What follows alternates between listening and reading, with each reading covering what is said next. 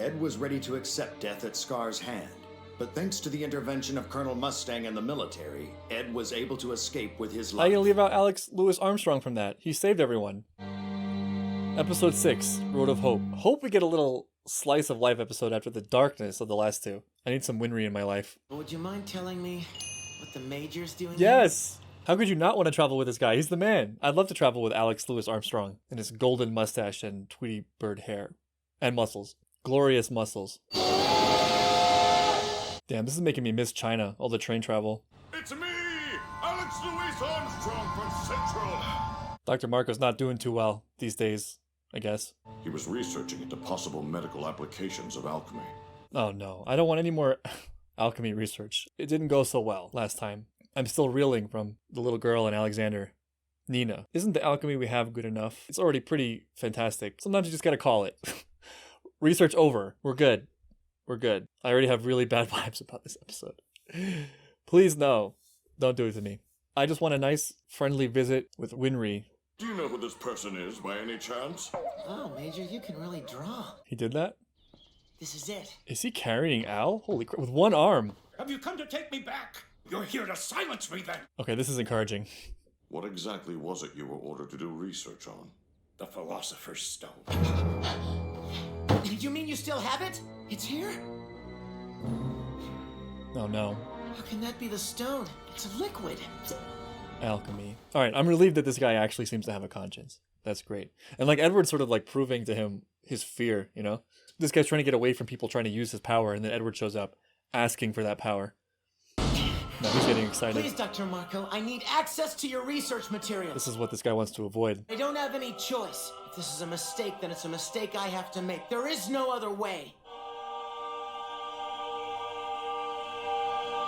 Yeah, that's sort of a defining element of his character, right? Like, it's all he has. This guy's got to be scared out of his mind because Ed is exactly who he was at some point, probably too, right? And this is Ed's whole thing. Like, this is the only way that's becoming a bigger and bigger part of his character. I see. So you've committed the taboo. Everyone knows. You must not seek after the stone. This is the devil's research. If you chase the stone, you will go through hell. I've already been through hell! Please just leave. Wow, that's a great scene. It's weird. It's like this is an older Ed, you know? This is Ed's path, kind of. It's a glimpse of his future if he continues to be obsessed with the Philosopher's Stone and with everything he's currently obsessed with. And it's so hard when you're someone who's been through pain and you see somebody sort of at the beginning of where you were, of that journey you went on.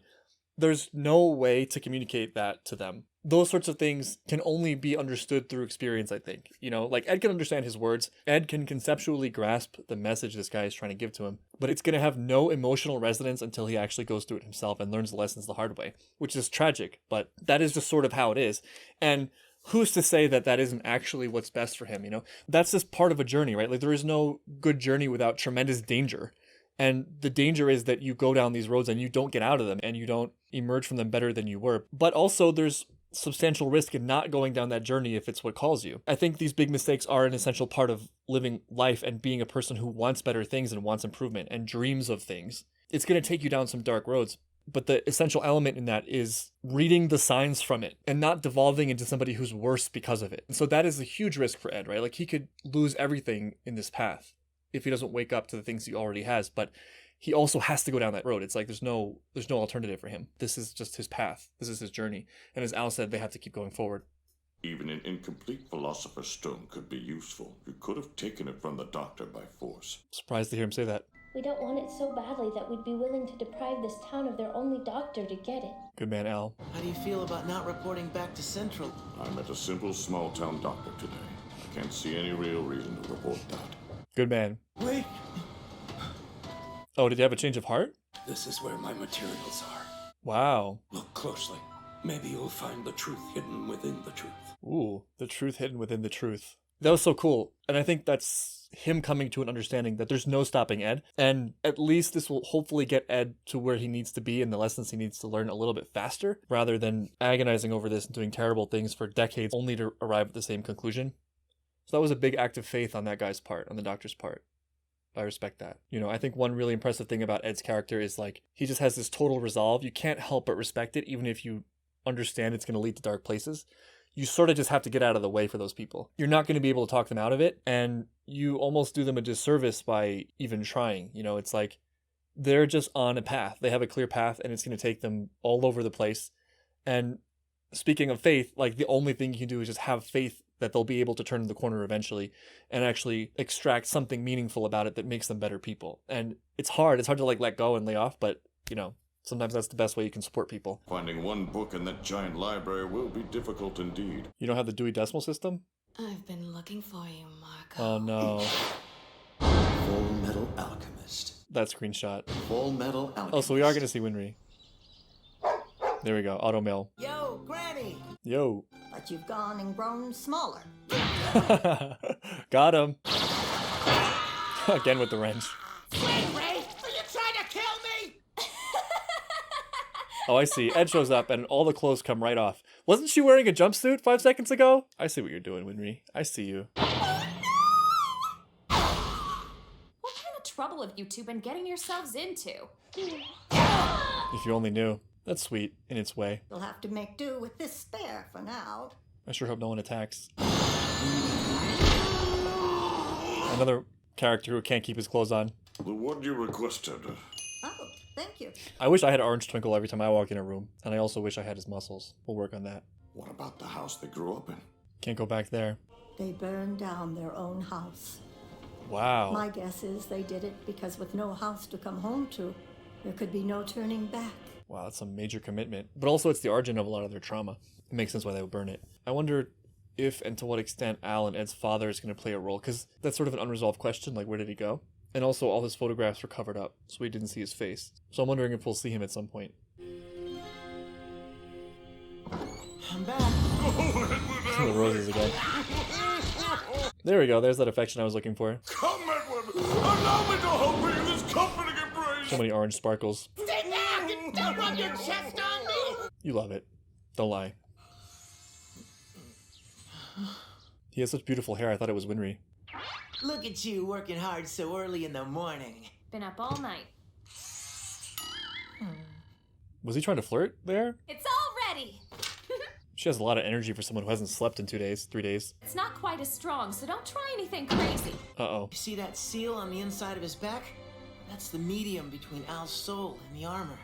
So I have to be sure not to ruin it. That is a huge vulnerability. It makes me super nervous. It's like you're the older one, huh, Al?